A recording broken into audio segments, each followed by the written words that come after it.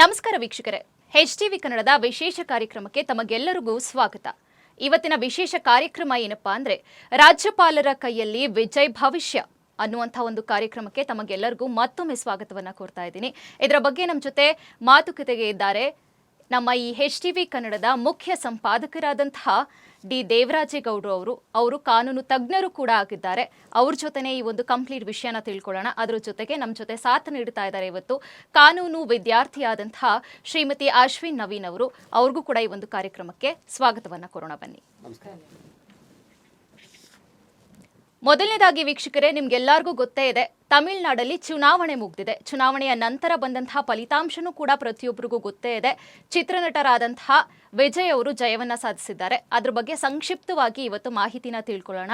ಮುಂದೆ ಪಕ್ಷ ಕಟ್ತಾರಾ, ಯಾರ ಜೊತೆ ಕಟ್ತಾರೆ, ಹೇಗೆಲ್ಲ ನಡೀತಾ ಇದೆ, ಅವರ ಫ್ರೀ ಗ್ಯಾರಂಟಿಗಳ ಬಗ್ಗೆ ಸಂಪೂರ್ಣವಾಗಿ ಇವತ್ತು ಈ ಒಂದು ಕಾರ್ಯಕ್ರಮದಲ್ಲಿ ಮಾತುಕತೆ ನಡೆಯುತ್ತೆ. ನೀವು ನಮ್ಮ ಜೊತೆಗೆ ಇರಬೇಕು. ಬನ್ನಿ, ಈಗ ಮೊದಲನೇದಾಗಿ ಚುನಾವಣೆಯ ನಂತರ ಏನೆಲ್ಲ ಬದಲಾವಣೆಗಳಾಗಿದೆ ತಮಿಳುನಾಡಿನಲ್ಲಿ ಅನ್ನೋದ್ರ ಬಗ್ಗೆ ನಮ್ಮ ಮುಖ್ಯ ಸಂಪಾದಕರಾದಂತಹ ಹಾಗೆ ಕಾನೂನು ತಜ್ಞರಾದಂತಹ ಡಿ ದೇವರಾಜೇಗೌಡರನ್ನ ಮಾತಾಡ್ಸೋಣ. ಸರ್, ಇವತ್ತು ನೀವೇ ಹೇಳ್ದಾಗೆ ಹಾಗೆ ಚುನಾವಣೆ ಕೂಡ ಕಂಪ್ಲೀಟ್ ಆಗಿದೆ ತಮಿಳುನಾಡಿನಲ್ಲಿ. ನಿಮಗೆ ಏನು ಅನ್ನಿಸ್ತಾ ಇದೆ ಸರ್? ಯಾವ ಥರ ಪಕ್ಷ ಬೆಳಿಬಹುದು? ಈ TVK ಪಕ್ಷ ಇಷ್ಟೊಂದೆಲ್ಲ ಫ್ರೀ ಕೊಟ್ಟಿದ್ದಾರೆ, ಈಗ ಅವ್ರ ಪಕ್ಷ ಕಟ್ತಾ ಇರೋದು ಕೂಡ ಹಾಗೇ ಇದೆ. ಏನು ಮಾಡ್ತಾ ಇದ್ದಾರೆ ಅವ್ರಿಗೆ ಸದ್ಯಕ್ಕೆ? ಪರಿಸ್ಥಿತಿನಲ್ಲಿ ಹೇಗೆ ನಡೀತಾ ಇದೆ ಚುನಾವಣಾ ಒಂದು ರಿಸಲ್ಟ್ ಬಂದ ನಂತರ? ಹೌದು, ಚೆನ್ನಾಗಿ ಭಾಳ ಪ್ರಮುಖವಾದ ಅಂಶ ಏನಂತಂದರೆ, ಇತಿಹಾಸದಿಂದಲೂ ಕೂಡ ನಾವು ನೋಡ್ತಾ ಬಂದಿದ್ದೀವಿ. ಇಲ್ಲಿ ರಾಜ ಮಹಾರಾಜರ ಕಾಲದಿಂದಲೂ ಕೂಡ ವಂಶ ಪಾರಂಪರ್ಯವಾಗಿ ರಾಜಕೀಯವನ್ನು ನಾವು ಅನಲೈಸ್ ಮಾಡ್ತಾ ಬಂದಾಗ, ಯಾವುದೇ ಒಬ್ಬ ವ್ಯಕ್ತಿ ತನ್ನ ರಾಜಕೀಯ ಜೀವನವನ್ನು ಪ್ರಾರಂಭ ಮಾಡಿಸ್ಬೇಕು ಅಂತಂದರೆ ರಾಜಕೀಯ ಹಿನ್ನೆಲೆ ಇರಬೇಕಂತ ಹಲವಾರು ತಜ್ಞರು ಹೇಳ್ತಾರೆ. ಇಲ್ಲಿ ಭಾಳ ಪ್ರಮುಖವಾಗಿ ಈ ದ್ರಾವಿಡ ನೆಲೆ ಅಂತ ಏನಿದೆ, ತಮಿಳುನಾಡು ಸಂಸ್ಕೃತಿ ಇದೆಯಲ್ಲ, ನಾವು ಇತಿಹಾಸದಿಂದ ಮರುಕಳಿಸಿ ನೋಡಿದಾಗ ನಮಗೆ ಕಾಣೋದೇನು ಅಂತಂದರೆ, ಬಣ್ಣದ ಲೋಕದಲ್ಲಿ ಬದುಕಿರೋಂಥವ್ರು ಇವತ್ತು ರಾಜಕೀಯ ಆಡ್ತಾ ಇರೋವಂಥದ್ದು ತಮಿಳುನಾಡಲ್ಲಿ. ಅದು ಜಗಜ್ಜಾರಿ ಆಗಿದೆ. ಅದು 3rd ಟೈಮ್ ರಿಪೀಟ್ ಆಗಿದೆ. ಹಿಂದೆ ನಮ್ಮ ಏನು ಜಯಲಲಿತಾಗೆ ಗುರುಗಳಾಗಿದ್ದಂಥವ್ರು, ಈ ರಾಜಕೀಯ ಹಿನ್ನೆಲೆಯನ್ನು ನೆಲೆಗಟ್ಟನ್ನೇ ಗೊತ್ತಿಲ್ಲದಂಥವ್ರು ಮೊದಲು ಸ್ಥಾಪನೆ ಮಾಡಿದ ರಾಜಕೀಯನ MGR ಅವರು ತಮಿಳುನಾಡಿನಲ್ಲಿ. MGR ಅವರ ನಡೆ ಯಾವ ಮಟ್ಟಕ್ಕೆ ಹೋಗ್ತು ಅಂತಂದರೆ, ತಮಿಳಿಗರ ಮನಸ್ಸನ್ನು ಕದ್ದು ಈ ಪ್ರತಿ ಗ್ರಾಮಗಳಲ್ಲಿ MGR ಅವರ ಪ್ರತಿಮೆನ ಸ್ಟ್ಯಾಚ್ಯೂ ಸ್ಟಾರ್ಟ್ ಮಾಡೋಣ ಸನ್ನಿವೇಶ ಸೃಷ್ಟಿ ಮಾಡ್ತಾರೆ. ಅವರ ಅನುಯಾಯಿಯಾಗಿ ಅವರ ಶಿಷ್ಯರಾಗಿದ್ದಂಥವ್ರು ಜಯಲಲಿತಾ ಅವರು. ಯಾವ ರೀತಿ ಬಂದರು ಅಂತ ಅಂದರೆ, ಅವ್ರನ್ನ ಯಾಕೆ ಆಯ್ಕೆ ಮಾಡ್ಕೊಂಡು ಅಂತಂದ್ರೆ, MGR ನಂತರ ಅವ್ರ ಕಾಲ ನಂತರ ಅವರ ಪಟ್ಟ ಶಿಷ್ಯ ಆದಂಥ ಜಯಲಲಿತಾವನ್ನು ತರಬೇಕು ಅಂತಂದ್ರೆ, ಜಯಲಲಿತಾ ಹುಟ್ಟೂರೇ ಬೇರೆ, ಬೆಳೆದಂಥ ಜಾಗನೇ ಬೇರೆ, ಅವ್ರ ಸಂಸ್ಕೃತಿನೇ ಬೇರೆ ಅಲ್ಲಿ. ಸೊ ಆದರೂ ಕೂಡ ಅಲ್ಲಿ ಆ ಕಾರಣ ಯಾಕೆ ಅಂದರೆ, ನಾವು ಭಾಳ ಇವತ್ತು ಭಾಳ ಗಂಭೀರವಾದಂಥ ಚರ್ಚೆ ಮಾಡಬೇಕಾಗಿದೆ ನಾವಲ್ಲಿ. ಅಂದರೆ ಕಲೆಗೆ, ನಟನೆಗೆ ಎಷ್ಟು ಪ್ರಾಮುಖ್ಯತೆ ಕೊಡ್ತಾ ತಮಿಳುನಾಡು ಅನ್ನೋದು ಈಗ TVK ಪಕ್ಷ ಬಂದಿರೋದ್ರ ಬಗ್ಗೆ ನಾನು ನೋಡೋಕೆ ಆಶ್ಚರ್ಯ ಆಗ್ತಾ ಇದೆ. ಅಲ್ಲಿ ಜಯಲಲಿತಾ ನಂತರ ತಮಿಳುನಾಡು ದಿವಾಳಿ ಆಯಿತು, ಅಂದರೆ ರಾಜಕೀಯ ದಿವಾಳಿ ಆಯಿತು. ಜಯಲಲಿತಾ ಅವರು ಇದ್ದಾಗ ಎಲ್ಲ ಒಂದು ಕಡೆ ಪ್ರಾದೇಶಿಕ ಪಕ್ಷ ಶಾಶ್ವತವಾದಿತ್ತು. ಒಂದು ಭಾಳ ಅದ್ಭುತವಾದ ಸಂಗತಿ ಏನು ಅಂತಂದರೆ, ಮೋದಿಜಿಯವರು ದೇಶವನ್ನು ಗೆದ್ದರು, ಅತಿ ಹೆಚ್ಚು ಬಹುಮತದಿಂದ ರಾಷ್ಟ್ರವನ್ನು ಆಳಿದ್ರಲ್ಲಿ. ಆದರೆ ಒಂದು ದುರಂತ ಏನಂತಂದರೆ, ತಮಿಳುನಾಡಲ್ಲಿ ಬೇರೂರಕ್ಕಾಗಲಿಲ್ಲ, ಗಿಡ ನೆಡೋಕ್ಕಾಗಲಿಲ್ಲ. ಅಷ್ಟು ರಾಷ್ಟ್ರೀಯ ಪಕ್ಷ, ವಿಶ್ವದ ಏಕೈಕ ಪಕ್ಷವಾಗಿ ಹೊರಬಂದಂಥ ಒಂದು ಅತಿ ದೊಡ್ಡ ಪಕ್ಷ ಭಾರತೀಯ ಜನತಾ ಪಕ್ಷ, ಸಣ್ಣದೊಂದು ಸೊಸಿ ನೆಡೋಕ್ಕೂ ಕೂಡ ಆಗಲಿಲ್ಲ ತಮಿಳುನಾಡಲ್ಲಿ. ಕಾಂಗ್ರೆಸ್ನವರು ಅಷ್ಟೇ, ಅಲ್ಲಿ ಅವ್ರ ಜೊತೆ ಮೈತ್ರಿ ಮಾಡಿಕೊಂಡು ಅವಾಗವಾಗ ಸ್ವಲ್ಪ ಅಲ್ಲಿ ಮಾಡಿಬಿಟ್ಟಲ್ಲಿ ಅವರು ಕೂಡ ಬೇರೂರ, ಅಂದರೆ ನ್ಯಾಷನಲ್ಸ್ ಪಾರ್ಟಿಗಳಿಗೆ, ರಾಷ್ಟ್ರೀಯ ಪಕ್ಷಗಳಿಗೆ ಅವಕಾಶ ಇಲ್ದಂಗೆ ಆಗೋಯ್ತು ತಮಿಳುನಾಡಲ್ಲಿ. ಇಲ್ಲಿ ಒಂದು ಆಕಸ್ಮಿಕ ಘಟನೆ ಅಂತ ಹೇಳ್ಬೋದು ನಾವು ಇದನ್ನು. TVK ಪಕ್ಷ ಯಾವ ರೀತಿ ಬರ್ತು ಅಂತ ಅಂದರೆ, ಈ ಜಯಲಲಿತರ ಅಕಾಲಿಕ ಮರಣದ ನಂತರ ರಾಜ್ಯವನ್ನು ಸರಿಯಾದ ರೀತಿಯಲ್ಲಿ ತಗೊಂಡು ಹೋಗೋದು, ಸರಿಯಾದ ಸಮರ್ಥ ನಾಯಕರು ಇದ್ದಂಗೆ ಆಗೋಯ್ತು ತಮಿಳುನಾಡಿನಲ್ಲಿ. ಯಾವಾಗ ಸಮರ್ಥ ನಾಯಕರು ತಮಿಳುನಾಡು ನಡೆಸೋಕ್ಕಾಗಲಿಲ್ವಲ್ಲಿ, ಅವರ ರಾಜಕೀಯ ವೈಫಲ್ಯತೆ, ADMK ಇರ್ಬೋದು, ADMK ಆಗಿರ್ಬೋದು, ಅಲ್ಲಿ ಎರಡೂ ಪಕ್ಷಗಳಲ್ಲಿ ತನ್ನ ರಾಜಕೀಯ ಸಮರ್ಥತೆಯನ್ನು ಕಳ್ಕೊಂಡ ಜನಗಳಲ್ಲಿ ಏನಾಯ್ತು ಅಂತಂದರೆ, ಮತ್ತಾರೊಬ್ಬರ ಪವರ್ಫುಲ್ ಪರ್ಸನ್ ಬೇಕನ್ನೋದು ಜನಗಳಲ್ಲಿ ಆಶಾಭಾವನೆ ಸೃಷ್ಟಿಯಾಯಿತು. ಭಾಳ ಪ್ರಮುಖವಾಗಿ ನಾವು ಅನಕ್ಷರಸ್ ಅಂತ ಹೇಳಕ್ಕೆ ಸಾಧ್ಯ ಇಲ್ಲ ತಮಿಳುನಾಡಿನವ್ರಿಗೆ. ಎಷ್ಟೋ ಮಹಾನ್ ನಾಯಕರುಗಳು ಇವತ್ತು ವಿಶ್ವ ದರ್ಜೆಯಲ್ಲಿ ಕುಳಿತಿದ್ದಾರೆ ಅಲ್ಲಿ. ಆದರೆ ಒಂದು ರೀತಿ ಅನಲೈಸ್ ಮಾಡಿದಾಗ ನಾವು ಅಲ್ಲಿ ಅನಕ್ಷರತೆಗಿಂತಲೂ ಕಡೆಯಾಗಿ ಯೋಚನೆ ಮಾಡುವಂಥ ಜನರು ತಮಿಳುನಾಡಿನಲ್ಲಿ ವಾಸವಾಗಿದ್ದಾರೆ. ಅವ್ರಿಗೆ ರಾಜ್ಯವನ್ನು ಯಾವ ರೀತಿ ರಾಜಕೀಯವಾಗಿ ಎಳಿಸ್ಕೋಬೇಕು ಅನ್ನೋದು ಅರಿವಿಲ್ಲ ಅವರಿಗೆ. ನಾನು ಈಗ ಮೊನ್ನೆ ಯಾವಾಗ ಮಾತಾಡ್ತಿದ್ದಾಗ ಒಂದು ವಿಚಾರ ಬಂತು. ಒಂದು ಸಾಫ್ಟ್ವೇರ್ ಕಂಪ್ನಿಯಲ್ಲಿ ಬೆಂಗಳೂರಿನಲ್ಲಿ ಮಾಡ್ತಾ ಕೆಲಸ ಸಾಫ್ಟ್ವೇರ್ ಕಂಪ್ನಿಗಳಲ್ಲಿ ಎಂದೆಂದೂ ಕೂಡ ಇಷ್ಟೊಂದು ಇದಾಗಿ ಮೆಜಾರಿಟಿಯಿಂದ ರಜೆನ ಹಾಕಿ ಕೆಲಸಕ್ಕೆ ಹೋಗಿ ಓಟ್ ಹಾಕಿತ್ತಿಲ್ವಂತೆ. ಈ ಬಾರಿ ವಿಜಯ್ ಟಿವಿಕೆ ಪಕ್ಷದ ನಾಯಕ ಯಾರು ಅಂತಂದ್ರೆ famous film actor Vijay. So Vijay ನಿಂತಿದ್ದಾನೆ ಅಂತ ಗೊತ್ತಾದಾಗ ಸಾಫ್ಟ್ವೇರ್ ಕಂಪ್ನಿಯರು ಕೆಲಸಕ್ಕೆ ರಜೆ ಹಾಕ್ಬಿಟ್ಟು ಹೋಗಿ ಓಟ್ ಹಾಕಿ ಬಂದಿದ್ದಾರೆ ಅಂತಲ್ಲಿ 90% ಓಟು. ಅಂದರೆ ಅವರಲ್ಲಿ ಭಾವನೆಗಳು ಹೇಗಿದೆ ಅಂತಂದರೆ, ಈ ರಾಜಕೀಯನ ಒಂದು ರೀತಿಯಾದಂಥ ರಾಜಕಾರಣಿಗಳು ಅಂತಂದರೆ ಈ ಬಣ್ಣ ಹಾಕೊಂಬರೋ ಬಣ್ಣ ಬದುಕಲ್ಲಿದ್ದವರೇ ರಾಜಕಾರಣಿಗಳು, ಬೇರೆ ರಾಜಕಾರಣಿ ಸಾಧ್ಯ ಇಲ್ಲ. ಬಟ್ ಅದು ಸಾಬೀತು ಆಯ್ತು, ಅದು ಸತ್ಯ. ಅದು ಇಲ್ಲ, ಒಂದು ಕಡೆ ಎಲ್ಲೋ ಜನರು ವಿಜಯ್ ಅವ್ರ ಮೇಲೆ ತುಂಬಾ ನಂಬಿಕೆ ಇಟ್ಟಿದ್ದಾರೆ. ಇಲ್ಲ, ಅವ್ರ ಹೀರೋಯಿಸಮ್ ನೋಡಿದಾರಲ್ವಾ ಮೂವಿನಲ್ಲಿ, ಅದೇ ಹೀರೋಯಿಸಮ್ನ ಎಲ್ಲಿ ನಮ್ಮ ಜನರ ಆಡಳಿತದಲ್ಲಿ ಬಳಸ್ತಾರೆ ಅನ್ನುವಂಥ ಒಂದು ನಂಬಿಕೆ ಇಟ್ಟು ಅವರನ್ನ ಗೆಲ್ಸಿದ್ದಾರೆ ಅಂತ ಅನ್ಕೋಬಹುದಲ್ವಾ ಸರ್? ಒಳ್ಳೆ ಪಾಯಿಂಟ್ ಅದು. ನೋಡಿ, ಬಣ್ಣದ ಬದುಕೆ ಬೇರೆ, ಕ್ಯಾಮ್ರಾ ಮುಂದೆ ಮಾಡೋವಂಥ ನಟನೆ ಬೇರೆ, ನಿಜವಾದ ರಾಜಕೀಯನೇ ಬೇರೆ ಅಲ್ಲಿ. ಸೊ ನಾವು ಯಾವುದೋ ಒಂದು ಕ್ಯಾಮ್ರಾದಲ್ಲಿ ನೋಡ್ತಾ ಇರ್ತೀವಿ, ನಾವಲ್ಲಿ ಭಾಳ ಅದ್ಭುತವಾದಂಥ ಸಿಹಿಯಾದ ತಿನಿಸುಗಳು ಮಾಡ್ತಾ ಇರ್ತಾರೆ ಅಲ್ಲಿ. ಅವ್ರು ತಿಂತಿರ್ಬೇಕಾದ್ರೆ ನಮಗೆ ಬಾಯಲ್ಲಿ ನೀರು ಬರ್ತದೆ, ಬಟ್ ಬಾಯಲ್ಲಿ ನೀರು ಮಾತ್ರ ಬರ್ತದೆ ಅಷ್ಟೇ, ಬಾಯಲ್ಲಿ ತಿಂಡಿ ಬರಲ್ಲ ನಮಗೆ. ಸೊ ಆ ಪರಿಸ್ಥಿತಿ ತಮಿಳ್ನಾಡ್ದು. ಇಷ್ಟೇ ವ್ಯತ್ಯಾಸ. ಅದು ವಿಜಯ್ ಬದುಕು ಅಷ್ಟೇ. ಅಲ್ಲಿ ವಿಜಯನ ರಾಜಕೀಯ ಬದುಕಿಗೂ ತನ್ನ ನಟನೆ ಬದುಕಿಗೂ ಭಾಳ ವ್ಯತ್ಯಾಸ ಇದೆ. ನಾವು ಕೂಡ ಅವ್ರಿಗೆ ಶುಭ ಹಾರೈಸೋಣ. ಭಾಳ ವಿಶೇಷವಾಗಿ ನಾವು ಮೇನ್ ಪಾಯಿಂಟ್ಸಿಗೆ ಬರೋಣ. ಈಗ ವಿಜಯ್ ತನ್ನ ಅತಿ ಹೆಚ್ಚಿನ ಒಂದು ಭಾವನೆಗಳನ್ನು ಆ ಕ್ಷೇತ್ರದ ಜನರ ಮೇಲೆ, ಆ ರಾಜ್ಯದ ಜನತೆಯ ಮೇಲೆ ಇಟ್ಟಿದ್ದ ಅವನು. ನಾವು ನೋಡಿರ್ಬೋದು, ಚುನಾವಣೆ ಮುಂಚಿತವಾಗಿ ಅವನು ಎಲ್ಲರ ಒಂದು ಪ್ರೊಸೆಷನ್ ಹೋಯ್ತು ಅಂತ ಅಂದರೆ ಲಕ್ಷಾಂತರ ಜನ ಸೇರೋರು. ಈಗ ನಾವು ಇದರಲ್ಲಿ ನೋಡ್ದೆ, ಯಾವುದೋ ಒಂದು ಊರಲ್ಲಿ ಕಾಲು ತುಳಿತದಿಂದ ಸುಮಾರು 9 ಜನ ಕಡೆನ ಸತ್ತೋದ್ರು ಅವರಲ್ಲಿ. ಅದು ಕೂಡ ಲೆಕ್ಕಿಸ್ಲೇ ಇಲ್ಲ ಅವರಲ್ಲಿ. ಅಂದರೆ ಜನಗಳಲ್ಲಿ ಅದು ಹುಚ್ಚೋಭಿಮಾನ ವಿಜಯ್ ಅಂತ ಅಂದರೆ. MGR ಯಾವ ರೀತಿ ಇದ್ರು, ಜಯಲಲಿತನ ಬಿಡಿ ಸಪರೇಟ್ ಬಿಟ್ಬಿಟ್ಟು ಅವರಲ್ಲಿ MGR ಯಾವ ಥರ ಇದ್ರು ಆ ಮಟ್ಟಕ್ಕೆ ಯೋಚನೆ ಮಾಡೋದು ವಿಜಯ್ 2 MGR ಆ ಭಾವನೆ ಜನಗಳಿಗೆ ಬಂದ್ಬಿಡ್ತದು. ಆಮೇಲೆ ಒಂದು ಸಲ ತಮಿಳುನಾಡಿನ ಜನಗಳಲ್ಲಿ ಭಾವನೆಗಳು ಬಂದುಬಿಟ್ರೆ ಅದನ್ನು ಹೊರತಾಗಿ ಭಾಳ ಕಷ್ಟ ಅವ್ರನ್ನ. ಸೊ ಇಂಥ ಒಂದು ಇದರಲ್ಲಿ ವಿಜಯ್ ಒಂದು ಅಡ್ವಾಂಟೇಜ್ ತೊಗೊಂಡ ಅಂತ ಅಂದರೆ, ಚಂದನೆ ಭಾಳ ವಿಶೇಷವಾಗಿ ವಿಜಯ್ ಅವರು ತನ್ನ ಪಕ್ಷದ ಚಿಹ್ನೆನಿಟ್ಟ TVK ಅಂತೇಳಿ. ಕೆಲವು ಜನಗಳ ಸಂಶಯ, ಏನು TVK ಒಳ್ಳೆ TVS ಥರ ಇದೆಯಲ್ಲ ಅನ್ನೋ ಭಾವನೆ ಬರ್ಬೋದಲ್ಲಿ. TVK ಅಂದರೆ ತಮಿಳಿಗ ವೆಟ್ರಿ ಕಳಗಂ, ಅಂದರೆ ತಮಿಳುನಾಡು ವಿಜಯ ಸಂಘ ಅಂತೇಳಿ. ಅದು ಹೆಸರಿನಲ್ಲೇ ಒಂದು ಪರಿಪೂರ್ಣವಾದಂಥ ಅರ್ಥ ಇದೆ ಅದರಲ್ಲಿ. ಜನಗಳಲ್ಲಿ ನಮ್ಮ ದ್ರಾವಿಡ ಒಕ್ಕೂಟವನ್ನು ಒಂದು ಮಾಡ್ತಾನೆ, ಆಮೇಲೆ ಅವನು ಸಿನಿಮಾ ನಟನೆಯನ್ನು ಇದಕ್ಕೆ ರಾಜಕೀಯಕ್ಕೆ ಜೋಡಿಸ್ಕೋಬೋದು ಅನ್ನೋದು ಭಾವನೆ ಬಂತು ಅವರಲ್ಲಿ. ಭಾಳ ಪ್ರಮುಖವಾಗಿ ಈತ ಅಡ್ವಾಂಟೇಜ್ ತೊಗೊಂಡದ್ದೇನು ಅಂತ ಅಂದರೆ, ಈ ರಾಜಕೀಯ ವೈಫಲ್ಯ ಆಗಿತ್ತಲ್ಲ 2 ಟರ್ಮ್ ಇದರಿಂದ ಅಡ್ವಾಂಟೇಜ್ ತೊಗೊಂಡು ಫ್ರೀ ಬೀಸ್ನಾಗ ಅನೌನ್ಸ್ ಮಾಡ್ದ ಉಚಿತ ಯೋಜನೆಗಳನ್ನು, ಗ್ಯಾರಂಟಿಗಳನ್ನು. ಈ ಉಚಿತ ಯೋಜನೆಗಳು ಸರ್ ಎಲ್ಲೋ ಒಂದು ಕಡೆ ಈ TVK ಪಕ್ಷ ಕರ್ನಾಟಕನೇ ಎಲ್ಲಿ ಮಾದರಿಯಾಗಿ ತಗೊಂಡಿದೆಯೋ ಏನೋ, ಏನನ್ಸುತ್ತೆ ನಿಮ್ಮ ಪ್ರಕಾರ ಈ ಫ್ರೀ ಬೀಸ್ಗೆ? ಸರ್, ಇವಾಗ ಕರ್ನಾಟಕದಲ್ಲೇ 5 ಗ್ಯಾರಂಟಿ ಕೊಟ್ಟಿದ್ರಿಂದ ನಮ್ಮ ಕರ್ನಾಟಕ ಯಾವ ಪರಿಸ್ಥಿತಿಗೆ ಬಂದಿದೆ ಅನ್ನೋದನ್ನ ನಾವು ನೋಡ್ತಾ ಇದ್ದೀವಿ ಆಲ್ರೆಡಿ. ಇದು ಎಷ್ಟು ಜನ ಯಾವ ಥರ ಶಾಪ ಹಾಕ್ತಿದ್ದಾರೆ ಗೌರ್ನಮೆಂಟಿಗೆ.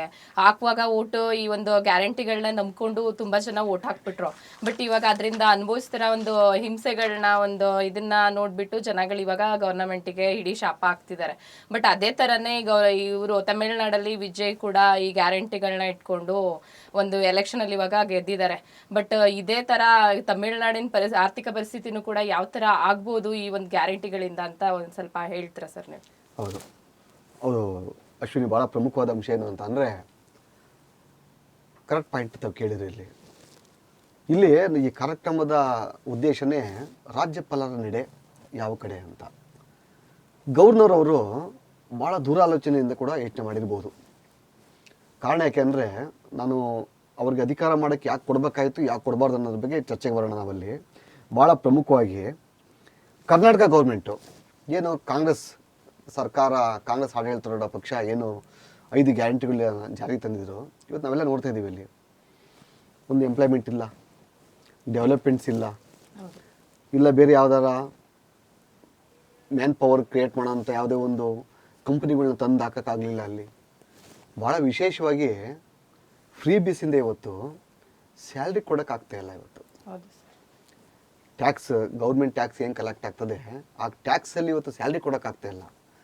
ಭಾಳ ಪ್ರಮುಖವಾಗಿ ಇನ್ನೊಂದು ಮತ್ತೊಂದು ವಿಚಾರ ಏನು ಅಂತ ಅದರಲ್ಲಿ ಇವರು ಏನು ಪ್ಲ್ಯಾನು ಶೇಕಡ ಇಷ್ಟು % ಅಂತ ಹೇಳಿ ನಾವು ಡೆವಲಪ್ಮೆಂಟ್ಸ್ಗೆ ತೆಗೆದಿರ್ತೀವಲ್ಲ ಹಣನ, ಆ ಪರ್ಸೆಂಟೇಜ್ ಮೀರಿ 63% ರೈಸ್ ಆಗಿದೆ ಇವಾಗ ಸಾಲದ ಹಣ ಕರ್ನಾಟಕ ಗೌರ್ಮೆಂಟಲ್ಲಿ.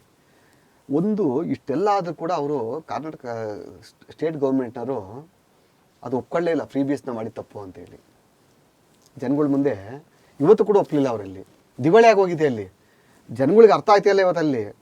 ನಾವು 5 ರೂಪಾಯಿ ಇದ್ದಂಥ ಕಾಳು ಕಡ್ಡಿ ಇವತ್ತು 15 ರೂಪಾಯಿ ಆಯಿತು, ಒಂದಿಷ್ಟು ಡಬಲ್ ಚೇಂಜಸ್ ಆಯಿತು. ಬಸ್ ಫೇರು 130 ರೂಪಾಯಿ ಹಾಸನಿಂದ ಬೆಂಗಳೂರಿಗೆ ಇದ್ದಂಥ ಬಸ್ ಫೇರ್ ಇವತ್ತು 280 ರೂಪಾಯಿ ಆಯ್ತು ಇವತ್ತು.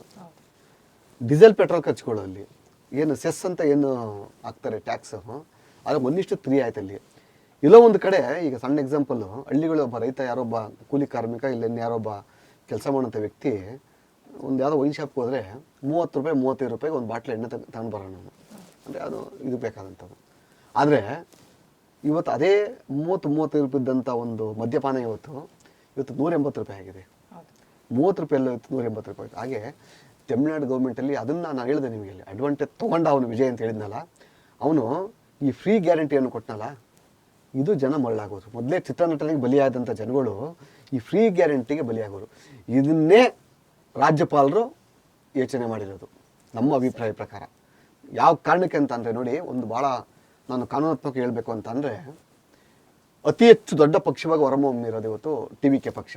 ಸುಮಾರು 107 ಸೀಟನ್ನು ಗೆದ್ದು ಪಕ್ಷ ಹೊರಹೊಮ್ಮಿದೆ. ಈಗ ರಾಜ್ಯಪಾಲರ ಕರ್ತವ್ಯ ಏನಂತ ಅಂದರೆ, ಆರ್ಟಿಕಲ್ 221 ಕೆಳಗಡೆಯಲ್ಲಿ ಸಂವಿಧಾನಿಕ ಪದವಿಯಲ್ಲಿರುವಂಥ ರಾಜ್ಯಪಾಲರು ಯಾವ ಪಕ್ಷ ಅತಿ ಹೆಚ್ಚು ಬಹುಮತದಿಂದ ಬಂದಿರ್ತದೆ ಆ ಪಕ್ಷದ ಪ್ರಮುಖ, ಆ ಪಕ್ಷದ ಶಾಸಕಾಂಗ ನಾಯಕನಾಗಿರ್ಬೋದು, ಇಲ್ಲ ಪಕ್ಷದ ಅಧ್ಯಕ್ಷನಿಗೆ ಅವರು ಒಂದು ಪತ್ರವನ್ನು ಬರೆದಲ್ಲಿ, ನೀವು ಸರ್ಕಾರ ರಚನೆ ಮಾಡೋಕ್ಕೆ ಸಿದ್ಧರಿದ್ದರೆ ನೀವು ಬಂದು ಸರ್ಕಾರ ರಚನೆಯನ್ನು ಮಾಡಬಹುದು ಅಂತ ಹೇಳಿ. ಇಲ್ಲ ಫಸ್ಟ್ ಸರ್ಕಾರ ರಚನೆ ಮಾಡೋಕ್ಕೆ ಆಹ್ವಾನ ಮಾಡ್ಬೇಕು ಇವರು, ಬಹುಮತ ಅಲ್ಲ. ಯಾವುದೇ ಕಾರಣಕ್ಕೂ ಬಹುಮತ ಸಾಬೀತುಪಡಿಸ್ಬೇಕಾದ್ರೆ ಇಲ್ಲಿ ಅಂತ ಅಂದರೆ, ಗವರ್ನರಿಂದ ಓದ್ ತಗೊಂಡು ಪ್ರಮಾಣ ವಚನ ಸ್ವೀಕಾರ ಮಾಡಿದ ನಂತರ, ಮುಖ್ಯಮಂತ್ರಿಯಾಗಿ ಸ್ವೀಕಾರ ಮಾಡಿದ ನಂತರ, ತಾನು ಮುಖ್ಯಮಂತ್ರಿಯಾಗಿ ಪದಗ್ರಹಣ ಮಾಡಿದ ನಂತರ ಹೌಸ್ ಆಫ್ ದಿ ಅಸೆಂಬ್ಲಿಯ ಒಳಗೆ ನಡೆಯುವಂಥ ಹೌಸ್ ಒಳಗಡೆ ತನ್ನ ಮೆಜಾರಿಟಿಯನ್ನು ಸಾಬೀತುಪಡಿಸ್ಬೇಕಾವತ್ತಲ್ಲಿ. ಗವರ್ನರ್ ಆಫೀಸಲ್ಲ, ಗಾಜಿನ ಮನೆಯಲ್ಲ ಸಾಬೀತುಪಡಿಸ್ಬೇಕಾದಲ್ಲಿ. ಭಾಳ ಪ್ರಮುಖವಾಗಿ ರಾಜ್ಯಪಾಲರ ನಡೆ ಏನು ಅಂತ ಅಂದ್ರಲ್ಲಿ, ಯಾವ ಪಕ್ಷ ಅತಿ ಹೆಚ್ಚು ಪಕ್ಷದ ಇದರಿಂದ ಬಹುಮತದಿಂದ ಬಂದಿದೆ ಆ ಪಕ್ಷದ ಪ್ರಮುಖರನ್ನ ಆಹ್ವಾನ ಮಾಡಬೇಕಾದದ್ದು ರಾಜ್ಯಪಾಲರ ಕರ್ತವ್ಯ. ಇಲ್ಲಿ ಏನಾಗಿದೆ ಅಂತ ಅಂದರೆ, ಭಾಳ ಪ್ರಮುಖವಾಗಿ ನಮಗೆ ಸಂಶಯ ಬರ್ತದೆ ಅಂತ ಅಂದರೆ, ಯಾವಾಗ ಫ್ರೀ ಗ್ಯಾರಂಟಿಯನ್ನು ಘೋಷಣೆ ಮಾಡ್ದ ವಿಜಯ್, ತಮಿಳುನಾಡು ದಿವಾಳಿ ಆಗುವಂಥದ್ದನ್ನು ತಡಿಬೇಕನ್ನೋ ಉದ್ದೇಶದಿಂದಲೇ ರಾಜ್ಯಪಾಲರು ಸ್ವಲ್ಪ ತಟಸ್ಥ ಆಗಿರ್ಬೋದು ಅಂತ ನಮ್ಮ ಅಭಿಪ್ರಾಯ. ಬಟ್ ಕಾನೂನು ಪ್ರಕಾರ ಅವ್ರಿಗೆ ಆಹ್ವಾನ ಕೊಡಲೇಬೇಕು. ಕಾರಣ ಯಾಕೆ ಅಂತ ಅಂದರೆ, ಈಗ 117 ಸೀಟ್ ಬೇಕು ಅವ್ರಿಗೆ. ಇಲ್ಲಿ 117 ಸೀಟಿಗೆ ಬರೀ 107 ಸೀಟನ್ನು ಗೆದ್ದಿದ್ದಾರೆ. ಅಲ್ಲಿ ಇನ್ನು ಸುಮಾರು 11 ಸೀಟ್ ಬೇಕಾಗ್ತದೆ. ಅಲ್ಲಿ 11 ಸೀಟ್ಗೆ ಈಗ ಕೊಟ್ಟಿರೋ ಫ್ರೀ ಗ್ಯಾರಂಟಿ ಆಗಲ್ವಲ್ಲ ಅವ್ರಿಗೆ. ಭಾಳ ಟೆಕ್ನಿಕಲ್ ಪಾಯಿಂಟ್ ಇದು. ಇವನೇನು ಘೋಷಣೆ ಮಾಡಿದ್ದಾನೆ, ಈ ಫ್ರೀ ಗ್ಯಾರಂಟಿಯಲ್ಲಿ ಅವ್ರು ವಿರುದ್ಧವಾಗಿರೋಂಥವ್ರು ಅವರು ಒಪ್ಪಲಬಹುದು, ಒಪ್ತಲೇ ಇರ್ಬೋದು.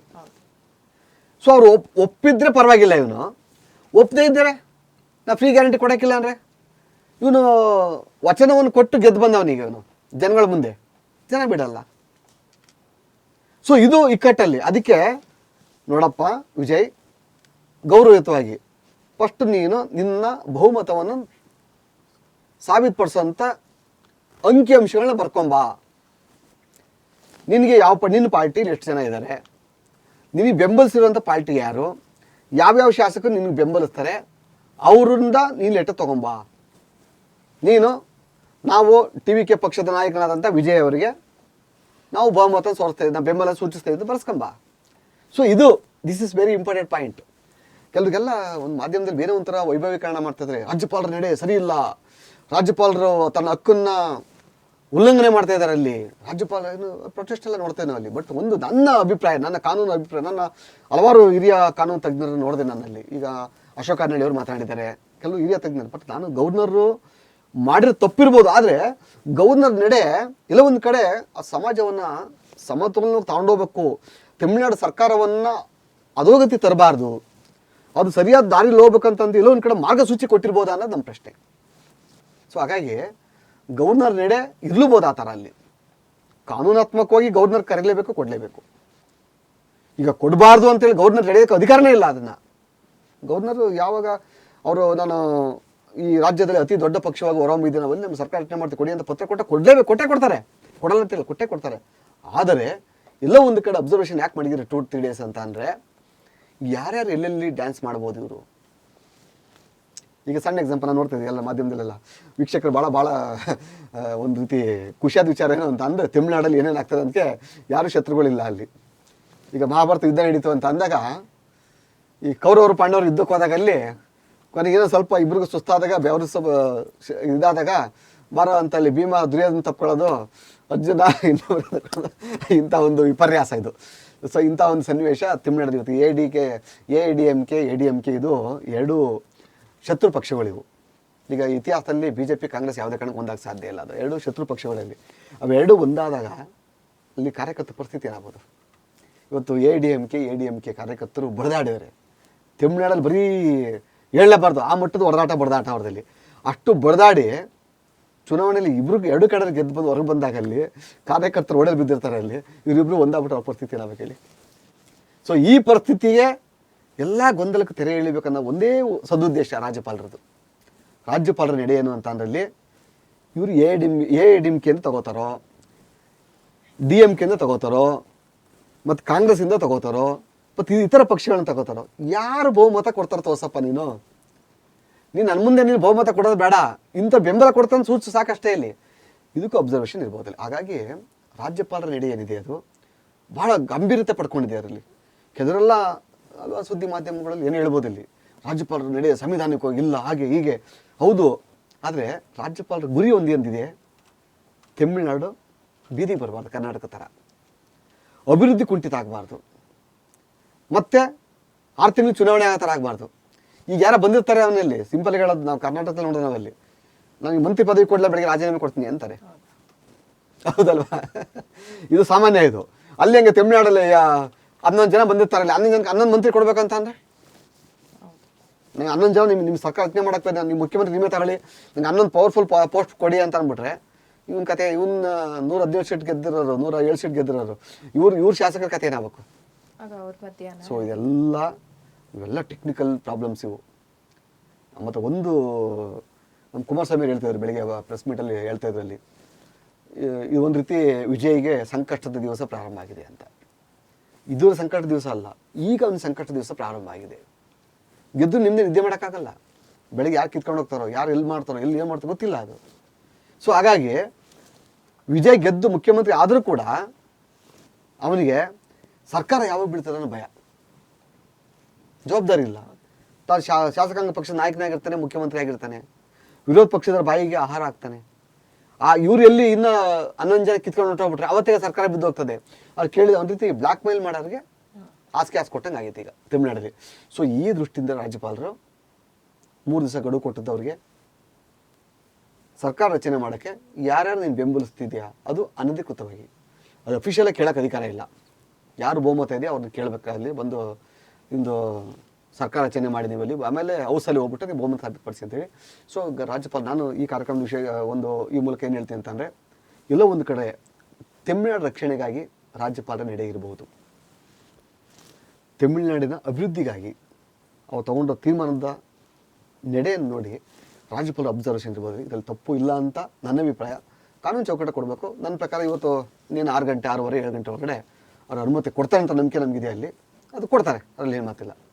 ಸರ್, ಇವಾಗ ನಮ್ಮ ಒಂದು ಸುಪ್ರೀಂ ಕೋರ್ಟ್ ಅಲ್ಲಿ ಈ ನಮ್ಮ ಒಂದು ಕರ್ನಾಟಕ ಸರ್ಕಾರ, ಕಾಂಗ್ರೆಸ್ ಆಡಳಿತಾರೂಢ ಸರ್ಕಾರಕ್ಕೆ ಈ ಫ್ರೀ ಗ್ಯಾರಂಟಿ ಕೊಟ್ಟಿರೋದ್ರಿಂದ ಚೀಮಾರಿ ಹಾಕಿತ್ತು. ಈ ಒಂದು ಗ್ಯಾರಂಟಿಗಳಿಂದ ಯಾವ್ಯಾವ ಒಂದು ಪರಿಸ್ಥಿತಿನ ಅನುಭವಿಸ್ತದೆ ನಮ್ಮ ಗೌರ್ನಮೆಂಟ್, ನಮ್ಮ ಒಂದು ಕರ್ನಾಟಕ ಅಂತ ಹೇಳಿ.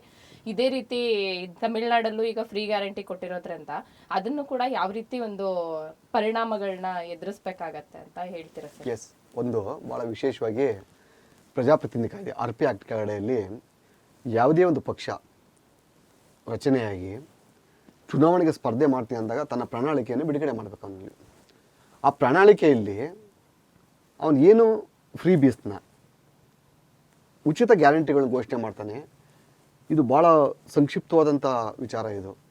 ಆ ಉಚಿತ ಗ್ಯಾರಂಟಿಗಳನ್ನು ನಾನು ಕೊಡ್ತೀನಿ ಅಂತೇಳಿ ಎಲೆಕ್ಷನ್ ಕಮಿಷನ್ ಆಫ್ ಇಂಡಿಯಾಗೆ ಕಳಿಸ್ಬೇಕು ಪತ್ರ. ಅವನು ಯಾವುದೇ ರೀಜನಲ್ ಪಾರ್ಟಿ ಆಗಿರಲಿ, ಯಾವುದೇ ನ್ಯಾಷನಲ್ ಪಾರ್ಟಿ ಆಗಿರಲಿ, ಸ್ಟೇಟ್ ಪಾರ್ಟಿ ಆಗಿರ್ಬೋದು, ತಾನು ಚುನಾವಣೆ ಸ್ಪರ್ಧೆ ಮಾಡ್ತೀನಿ, ಜನಪ್ರತಿನಿಧಿಗಳಿಂದ ಆಯ್ಕೆ ಆಯ್ತೀನಿ ಅಂತ ಅಂದರೆ, ಆಯ್ಕೆ ಮಾಡಲಿಕ್ಕೆ ನಾನು ಸ್ಪರ್ಧೆ ಮಾಡ್ತಾಯಿದ್ದೀನಿ ಅಂತ ಅಂದರೆ ತಾನು ಘೋಷಣೆ ಮಾಡುವಂಥ ಪ್ರಣಾಳಿಕೆಯನ್ನು ಚುನಾವಣಾ ಆಯೋಗಕ್ಕೆ ಕಳಿಸ್ಬೇಕಲ್ಲಿ.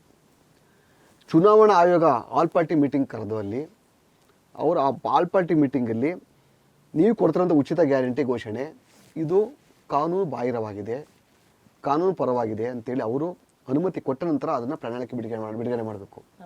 ಇಲ್ಲಿ ಭಾಳ ದುರಂತ ಅಂದರೆ ಕರ್ನಾಟಕದಲ್ಲಿ ಪ್ರಣಾಳಿಕೆ ಬಿಡುಗಡೆ ಮಾಡಿದ್ದು ಕಾಂಗ್ರೆಸ್ನವರು, ಕರ್ನಾಟಕ ಪ್ರದೇಶ ಕಾಂಗ್ರೆಸ್ಸು. ಆದರೆ ಉಚಿತ ಗ್ಯಾರಂಟಿ ಕೊಟ್ಟದ್ದು ಇವರು, ಪ್ರಣಾಳಿಕೆ ಬಿಡುಗಡೆ ಮಾಡಿದ್ದು AICC ಅವರು. ಕರ್ನಾಟಕದಲ್ಲಿ ಬಿಡುಗಡೆ ಮಾಡಿದಂಥ ಕಾಂಗ್ರೆಸ್ ಪಕ್ಷ ರಿಜಿಸ್ಟರ್ ಆಗಿಲ್ಲ.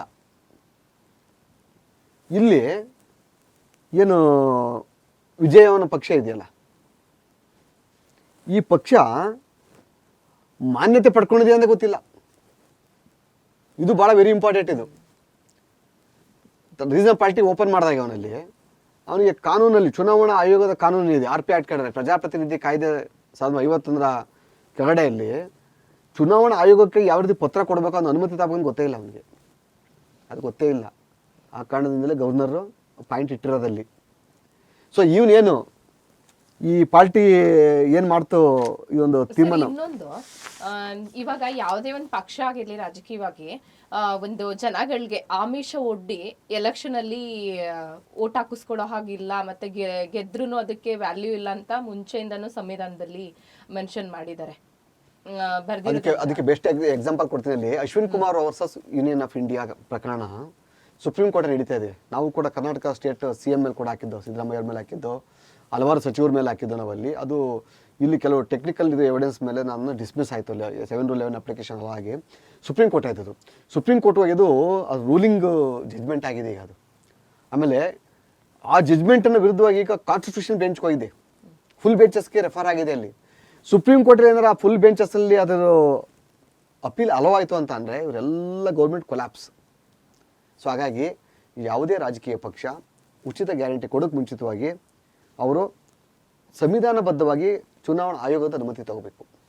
ಆಮೇಲೆ ಒಂದು ಭಾಳ ತಿಳ್ಕೊಳ್ಳಿ, ವೀಕ್ಷಕರ ಗಮನಕ್ಕೆ ತರ್ತೀನಿ ನಾನಲ್ಲಿ, ಯಾವುದೇ ರಾಜಕೀಯ ಪಕ್ಷ ತನ್ನ ಪ್ರಣಾಳಿಕೆಯಲ್ಲಿ ಅವನು ಘೋಷಣೆ ಮಾಡಬೇಕಂತಂದರೆ 5% ತನ್ನ ಲಾಭಾಂಶದಲ್ಲಿ ಮಾತ್ರ ರಾಜ್ಯದ ಅಭಿವೃದ್ಧಿಯಲ್ಲಿ, ಉತ್ಪನ್ನತೆಯಲ್ಲಿ, ಮತ್ತು ಏನೇನು ನಮ್ಮಲ್ಲಿ ಅಂದರೆ ನಮ್ಮದು ಕಾಳು ಕಡ್ಡಿ ಇರ್ಬೋದು, ನಮ್ಮಲ್ಲಿ ತೈಲಗಳಾಗಿರ್ಬೋದು, ಉತ್ಪನ್ನ ಆಗಿರ್ಬೋದು, ನಮ್ಮ ಲಾಭಾಂಶ ಬರ್ತದಲ್ಲ, ಆ ಲಾಭಾಂಶದಲ್ಲಿ 6% ಮಾತ್ರ ಉಚಿತ ಗ್ಯಾರಂಟಿ ಕೊಡೋಕ್ಕೆ ಅವಕಾಶ ಇರೋದು. ನೀವು ಯಾರನ್ನ ಕೇಳದೆ ಕೊಡ್ಬೋದು ಇವಲ್ಲಿ.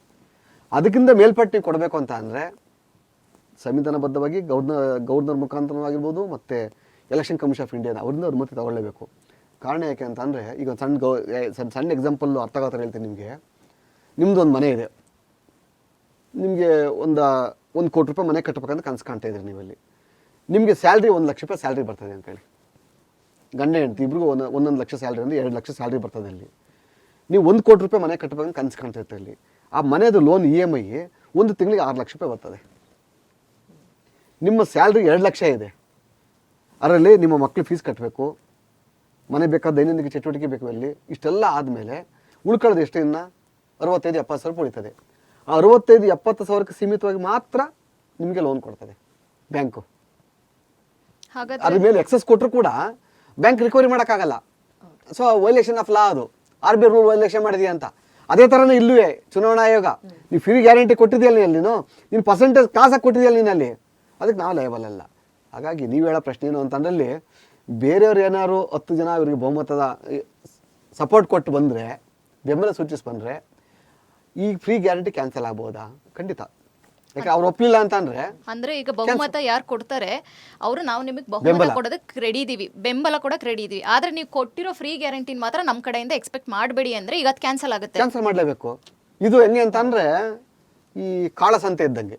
ಈ ಫ್ರೀ ಗ್ಯಾರಂಟಿ ಇದೆಯಲ್ಲ, ಈ ಏನು ಬ್ಲ್ಯಾಕ್ ಮಾರ್ಕೆಟ್ ಅಂತಾರಲ್ಲ, ಯಾರನ್ನ ಕೇಳ್ದೆ ಕೊಟ್ಟಿರೋಂಥದ್ದು ಫ್ರೀ ಗ್ಯಾರಂಟಿ ಇದು. ಅದಕ್ಕೆ ಯಾವುದೇ ಗ್ಯಾರಂಟಿ ಇರಲ್ಲ. ಗ್ಯಾರಂಟಿ ಇಲ್ಲ.